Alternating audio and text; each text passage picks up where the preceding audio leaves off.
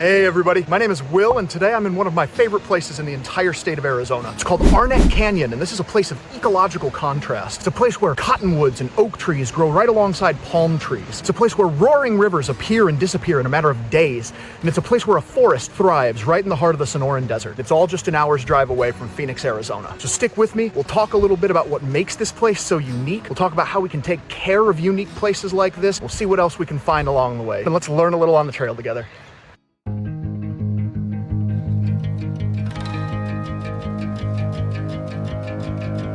Picketpost Mountain over there. That's where we're gonna get started. Arnett Canyon actually veers around the corner of Picketpost. That's where we're gonna go today. What's cool though is that there's a mailbox at the top of that mountain where people leave little mementos and people will like write letters just to loved ones who have passed, musings about their life. And some of them get like wildly personal, but that's like a little bit of a tradition. If you go to the top of Picketpost, you put something into the mailbox. Picketpost Mountain trailhead is a literal blink and you'll miss it. It's right before you get into the town of Superior, so I gotta make sure I make this turn. That's the sign you're looking for, the Picketpost trailhead there. And here we go. This is what I was afraid of. Tight turn. And we made it. See what I mean? That's like there it is. Yeah, wow. Yeah. The sign is like, it's coming up, and then it's right there. So what's cool about this, we're now back on a paved road. This is the road that was built in the late 20s, early 30s, the original highway into Phoenix. And it's now super decayed because it's no longer maintained, but it's surprisingly well maintained for a highway that was replaced many decades ago.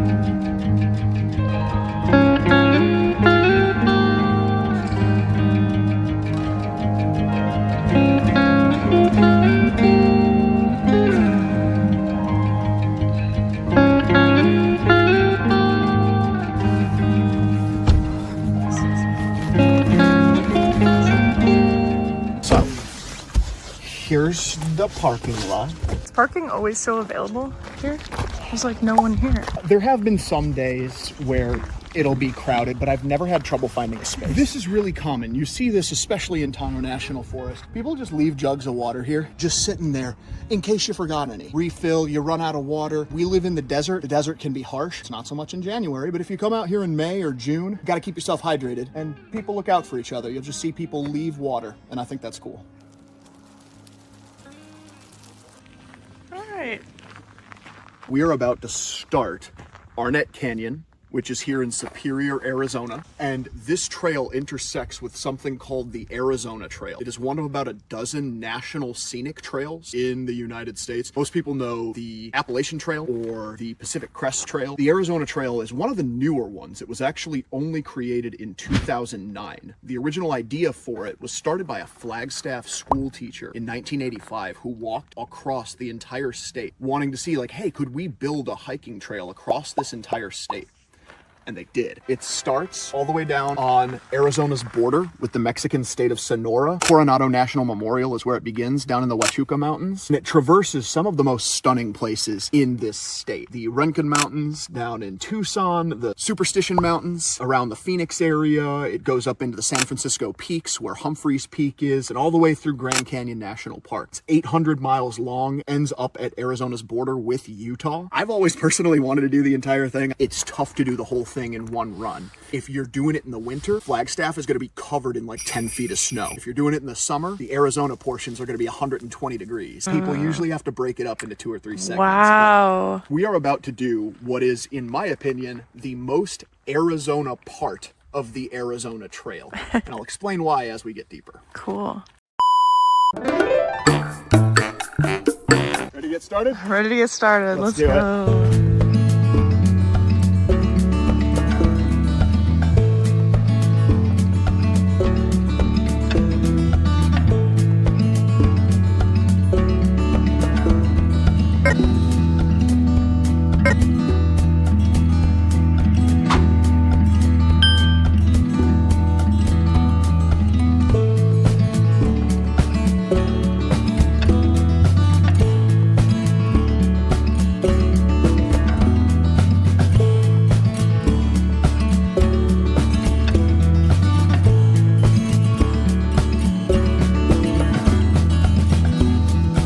town of Superior is just north of us here, and there's a lot of effort being put into kind of revitalizing the town of Superior because it was a mining town. In 1875 they found a huge silver vein in Superior. The mines have mostly dried up ever since the 1980s. There's still some investigation. They're looking for new mining claims to stake, but they're trying to kind of reinvent themselves because most of the mining jobs have left and the population is starting to decline. One of the things they're really getting into in Superior is ecotourism. So there's a series of trails called the Legends of Superior Trail. The acronym is LOST. You're on the Lost Trails.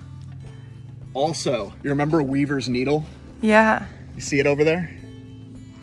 Wow. I'm looking at the right thing, right? This guy right here. Yep, that's him. Whoa. We were just there. We were just there. Episode 1. Go watch it if you haven't. I'll put it in the link in the description. Yeah, link in the description. Wow, you're a regular YouTuber, Will. Hi, look at me. I'm your content creator.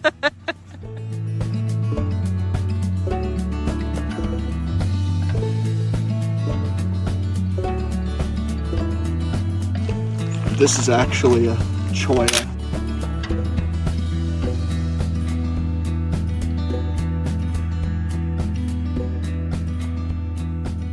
This is like the advanced decay of a saguaro. This is the remains of the skeleton. Yeah. The O'odham and Spanish settlers who would come out here and do cattle ranching would use these individual ribs of the saguaro skeleton to build fences. You can kind of see how, because they're very long, very thin, very sturdy. It's a good building material for like early fences. There is like no one here today. Is this normal? Yes, a lot of people don't really know about this trail yet because the Legends of Superior Trail that connects to Arnett Canyon was only built by the town of Superior in 2019. So this hasn't really been discovered yet. It's actually a more popular riding trail than it is a hiking trail. On days when it's a little less overcast and there's a little less risk of rain, you'll see people riding horses here all the time. We might run into some today, but I think it might just be us for most of the day. Wow. I keep putting my phone away to walk, and then we turn the corner and there's something even more beautiful to look at. So lesson learned, just keep my phone out. That really spooked me. I got my reaction on camera. Also, how far into this hike are we? We have barely started. Oh my gosh, okay. I gotta keep going then. I'm trying. I know that you're like in your element, but I'm almost starting to worry for your battery because I know that there's so much more you're going to want to film. Okay.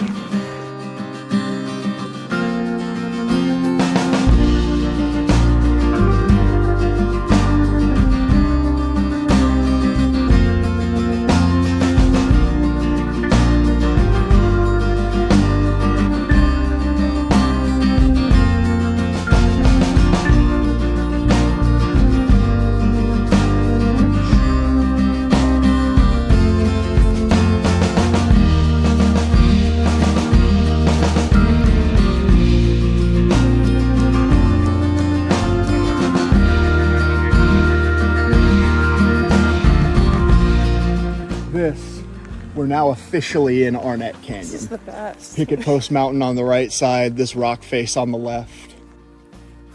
Ain't that a view?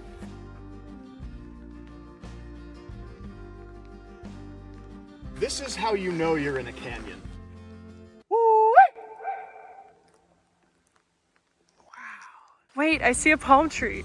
Do you see it? That's the first one. There it is, the first palm tree. First palm. And where else in the world are you gonna see palm trees growing right next to cottonwoods? Wow. Only Arnett Canyon. This is a wash. We are walking through a seasonal creek. Yeah. During peak monsoon season or during the desert, like the winters when we have rain, this will turn into flowing water. We're just having a trickle today, so we're still able to walk through it, but that is why all of these trees are able to grow, because there's water flowing through here that they wouldn't be able to capture elsewhere. Cool. These are some of the palm trees I was talking about. These are seeds that were eaten and pooped out by birds that ate some of the palm tree seeds in Boyce Thompson Arboretum, right on the other side of this canyon wall. Unfortunately, these two palms, you can kind of see, were pretty badly damaged in the fire and are unlikely to recover. These aren't the only palms that are growing in Arnett Canyon. I've personally counted about a dozen, but these two are likely to die. You can kind of see as we go further down the wash, there's cottonwoods on the left, more palm trees on the right.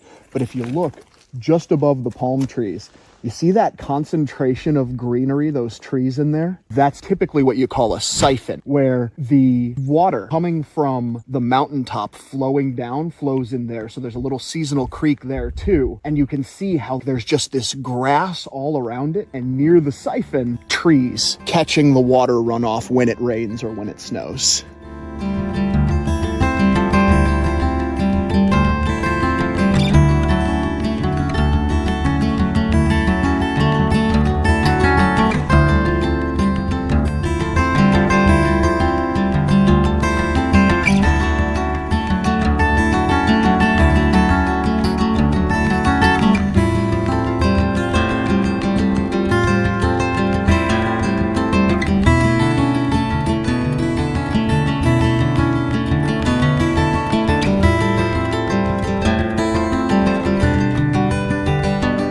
Phase 2 of Arnett Canyon. We're about to get into the woods, and you will completely forget to watch where you're going. But also, we're about to forget that we're in the Sonoran Desert, because the rest of this hike, you feel like you're much, much further north than you actually are. But we're still in the desert.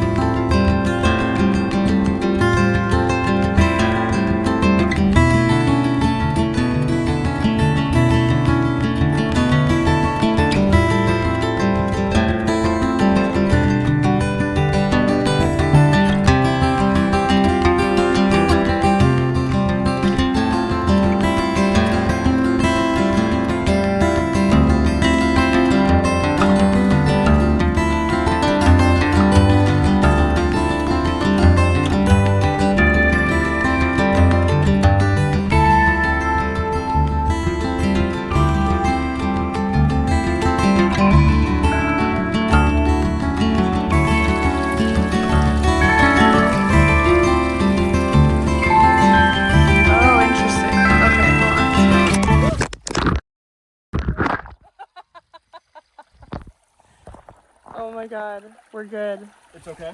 Ooh, it's okay. Alright, at least you didn't do what I did at And stared at it? Tano Bridge. What do I do? What do I do? Grab your phone.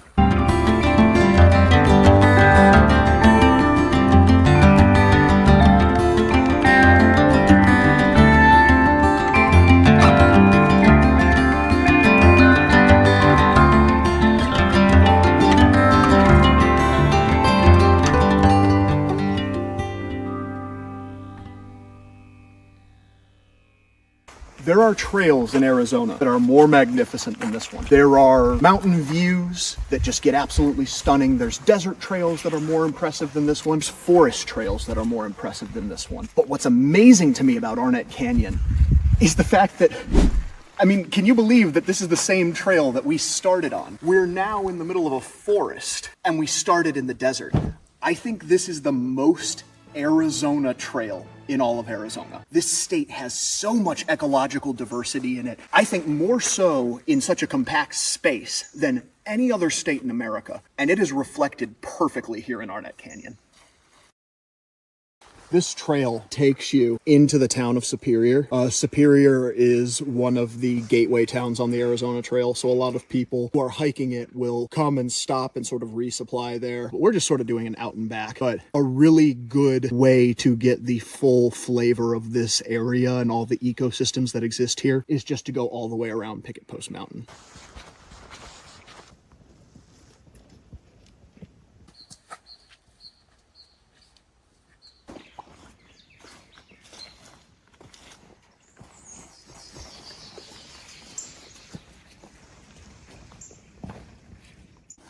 Jen when we were here. Climbed into this little cave here. You see this? I don't know how she got in there. Wait, I want to try it.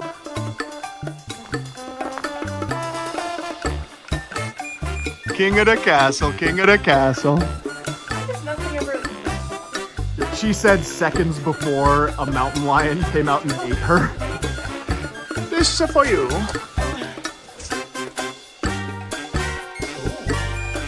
Something probably actually carved in here. Yeah, you think so? Now you're the king of the castle. King of the castle, king of the castle. Shall we go back down, William? Let's do it, Whitney. Okay. One of the most important principles of outdoor recreation is something we call leave no trace. The idea is that to the maximum extent practicable, you should not leave any trace of your presence on public land, because public land, national forests, national parks, state parks, even city parks are meant to be a place everybody can come and enjoy. I was here 2 weeks ago. This was not here. This graffiti. And you know what? It's wholesome graffiti. The person who did this probably did not mean anything malicious by it. People see something like this, they feel an implicit permission to do it themselves. People see trash on the trail, you get an implicit sense of permission of, oh, other people are just leaving their Cliff Bar wrappers on the side of the road. I can do it too. What's the harm? I'm just one more person. But when you go to some of the trails, you know, up in Vegas, where entire rock faces just have spray paint graffiti on them, beautiful, beautiful mountains that took tens, if not hundreds of thousands of years to develop, are just taken away by the selfishness of one person. Leave no trace ensures that everybody can have the experience that these people enjoyed. These people took something away from everyone else that was here. It's really sad.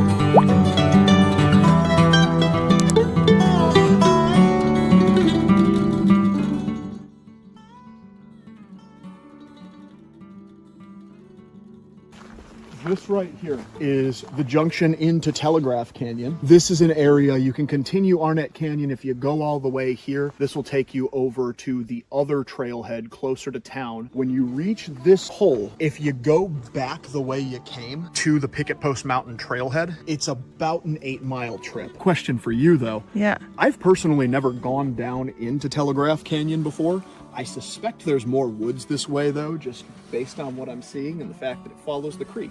Okay. So, do you want to turn around and start heading back, Brittany, or do you want to keep going? No, let's keep going. Let's keep going. Okay.